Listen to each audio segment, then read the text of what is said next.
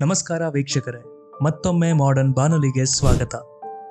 ನಂಬಿಕೆ ಅನ್ನೋದು ಮನುಷ್ಯನನ್ನ ಅಥವಾ ಇಡೀ ಜೀವ ಸಂಕುಲನವನ್ನ ಕಾಪಾಡುವಂಥ ಶಕ್ತಿ. ನಂಬಿಕೆ ಅನ್ನೋದು ಇಲ್ಲದೆ ಇದ್ದಿದ್ರೆ ನಾವು ನಾಳೆಗೋಸ್ಕರ ಕಾಯ್ತಾನೂ ಇರಲಿಲ್ಲ. ಮಗು ತನ್ನ ತಾಯಿಯನ್ನ ನಂಬತ್ತೆ, ತಾಯಿ ತನ್ನ ಗಂಡನನ್ನ, ಹಾಗೂ ಗಂಡ ತನ್ನ ಮನೆಯನ್ನ ಕಾಪಾಡುವಂತಹ ಆ ಶಕ್ತಿಯನ್ನ. ಸಿನಿಮಾದ ಬಗ್ಗೆ ಮಾತಾಡೋರು ಇಂದು ಯಾಕೆ ಫಿಲಾಸಫಿನ ಹೇಳ್ತಿದ್ದಾರೆ ಅಂದ್ಕೊಂಡ್ರಾ? ಎಸ್, ನಿಮ್ಮ ನಂಬಿಕೆ ಸರಿ ಇದೆ. ಇಂದು ನಾವು ನಿಮಗೆ ಹೇಳಲಿಕ್ಕೆ ಹೊರಡ್ತಿರುವಂಥ ಸಿನಿಮಾ ನಮ್ಮ ತುಳುನಾಡಿನ ನಂಬಿಕೆ, ದೈವ, ಕರಾವಳಿಯನ್ನ ಕಾಪಾಡುತ್ತಿರುವ ಆ ಶಕ್ತಿಯ ಬಗ್ಗೆ ಮಾಡಿರುವ ಕೊರಗಜ್ಜ ಸಿನಿಮಾದ ಬಗ್ಗೆ. ವೀಕ್ಷಕರೇ, ಒಂದು ಶಕ್ತಿಯನ್ನ ಲಕ್ಷಾಂತರ ಜನರು ನಂಬಿರುವಾಗ ಆ ವಿಷಯವನ್ನ ಮೂಲವಾಗಿ ಇಟ್ಕೊಂಡು ಸಿನಿಮಾ ಮಾಡೋದು ಅಷ್ಟೊಂದು ಸುಲಭದ ಮಾತಲ್ಲ.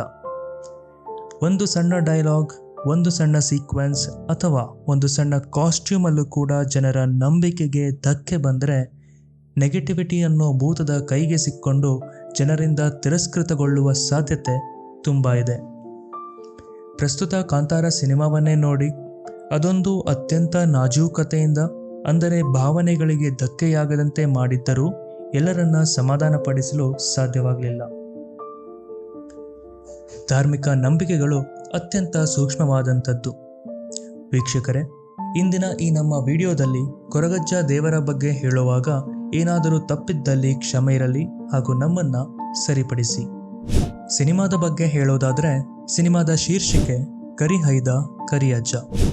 ಇದು ತನಿಯ, ಅಂದರೆ ಕೊರಗಜ್ಜನ ಹುಟ್ಟಿನಿಂದ ಹಿಡಿದು ಕೊರಗ ದೈವರೂಪವಾಗುವವರೆಗಿನ ಸಂಪೂರ್ಣ ಕಥೆಯಾಗಿದೆ. ಕೊರಗಜ್ಜನ ಕುರಿತಾಗಿ ಹೇಳುವುದಾದರೆ, ಕದ್ರಿ ಮಂಜುನಾಥನ ಹರಕೆಯಿಂದ ಕೊರವನಕೊಡಿ ಹಾಗೂ ಮೈರಕೆ ದಂಪತಿಗಳಿಗೆ ಫಲವಾಗಿ ಜನಿಸಿದ್ದೇ ಈ ತನಿಯ. ಆದರೆ ಜನಿಸಿದ ಕೆಲ ದಿನಗಳಲ್ಲೇ ತನ್ನ ತಾಯಿಯನ್ನ ಕಳೆದುಕೊಂಡ ತನಿಯನಿಗೆ ತಂದೆಯ ಪ್ರೀತಿಯೂ ಕೂಡ ಬಹುದಿನಗಳ ಕಾಲ ಉಳಿಯಲಿಲ್ಲ. ಚಿಕ್ಕ ವಯಸ್ಸಿನಲ್ಲಿ ಅನಾಥನಾದ ತನಿಯನಿಗೆ ಅನೇಕ ಕಷ್ಟಗಳನ್ನು ಅನುಭವಿಸಬೇಕಾಯಿತು. ಅಂದೊಂದು ದಿನ ಮಹಾಮಾರಿ ಬಂದು ಊರಿಗೆ ಊರೇ ಸಾವಿನ ಮನೆ ಸೇರಿತು. ಇಲ್ಲಿಂದ ಹೊರಟ ತನಿಯನಿಗೆ ಆಶ್ರಯವಾಗಿ ಸಿಕ್ಕಿದ್ದೇ ಬೈರಕೆ. ಆಕೆಯ ಆಶ್ರಯದಲ್ಲಿ ಬೆಳೆದ ತನಿಯ ಮುಂದೊಂದು ದಿನ ಆಕೆಯ ಹರಕೆಯನ್ನು ತೀರಿಸಲು ಹೊರಟಾಗ ಕೊರಗ ದೈವವಾಗಿ ತನ್ನ ನಿಜ ರೂಪವನ್ನು ತೋರುತ್ತಾನೆ.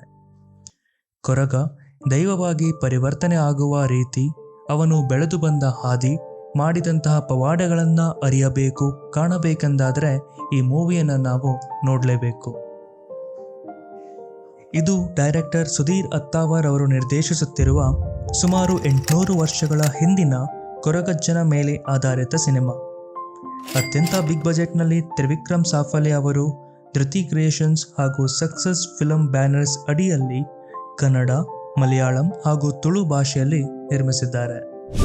ಇನ್ನು ಸಿನಿಮಾದ ಕಾಸ್ಟಿಂಗ್ ಬಗ್ಗೆ ಹೇಳೋದಾದರೆ, ಈ ಸಿನಿಮಾದಲ್ಲಿ ಬಾಲಿವುಡ್ ಹಾಗೂ ಹಾಲಿವುಡ್ನಲ್ಲಿ ನಟಿಸಿರುವ ಕಬೀರ್ ಬೇಡಿ ಅವರು ಕನ್ನಡದಲ್ಲಿ ಈ ಸಿನಿಮಾದ ಮೂಲಕ ಡೆಬ್ಯೂ ಮಾಡ್ತಿದ್ದಾರೆ. ಇವರು ಆ ಕಾಲದಲ್ಲಿ, ಅಂದರೆ ಸುಮಾರು ಕ್ರಿಸ್ತಶಕ 1200ನೇ ಇಸವಿಯಲ್ಲಿನ ರಾಜನ ಪಾತ್ರ ಮಾಡುತ್ತಿದ್ದಾರೆ ಎಂಬ ಸುದ್ದಿ ಇದೆ. ಹಾಗೂ ಹೊಸ ಪರಿಚಯವಾಗಿ ಋತಿಕಾ ಕೊರಗಜ್ಜನ ತಾಯಿ ಮೈರಕೆ ಪಾತ್ರದ ಮೂಲಕ ತೆರೆಗೆ ಬರಲಿದ್ದಾರೆ.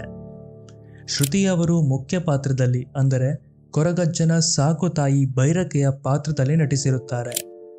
ಇದಲ್ಲದೆ ಹೆಸರಾಂತ ನೃತ್ಯ ಸಂಯೋಜಕ ಸಂದೀಪ್ ಸೋವರ್ಕರ್, ಗಣೇಶ್ ಆಚಾರ್ಯ, ಭವ್ಯ, ಹೀಗೆ ದೊಡ್ಡ ತಾರಾಂಗಣ ಇಲ್ಲಿದೆ. ಸದ್ಯ ಸಿನಿಮಾದ ಶೂಟಿಂಗ್ ಕಂಪ್ಲೀಟ್ ಆಗಿ ಪೋಸ್ಟ್ ಪ್ರೊಡಕ್ಷನ್ ಹಂತದಲ್ಲಿದೆ. ಚಿತ್ರೀಕರಣದ ಆರಂಭದಿಂದಲೂ ಹಲವು ಸವಾಲುಗಳ ಜೊತೆಗೆ ಪವಾಡಗಳನ್ನು ಎದುರಿಸುತ್ತಿರುವ ಈ ಚಿತ್ರತಂಡ ಇತ್ತೀಚೆಗಷ್ಟೇ ದೈವ ನರ್ತನದ ದೃಶ್ಯವನ್ನ ಬೆಂಗಳೂರಿನ ಹೊರವಲಯದ ಕಗ್ಗಲಿ ಹಳ್ಳಿಯಲ್ಲಿ ಚಿತ್ರಿಸುತ್ತಿರುವಾಗ, ಮಲಯಾಳಂನ ಮನೋಜ್ ಪಿಳ್ಳೈ ಛಾಯಾಗ್ರಹಣ ಮಾಡುತ್ತಿರುವಾಗ ಯಾವುದೋ ಅಗೋಚರ ಶಕ್ತಿಯೊಂದು ತಳ್ಳಿ ಹಾಕಿದಂತಾಗಿ 7-8 ಗಜ ದೂರ ಬಿದ್ದಿದ್ದಾರೆ ಅಂತೆ.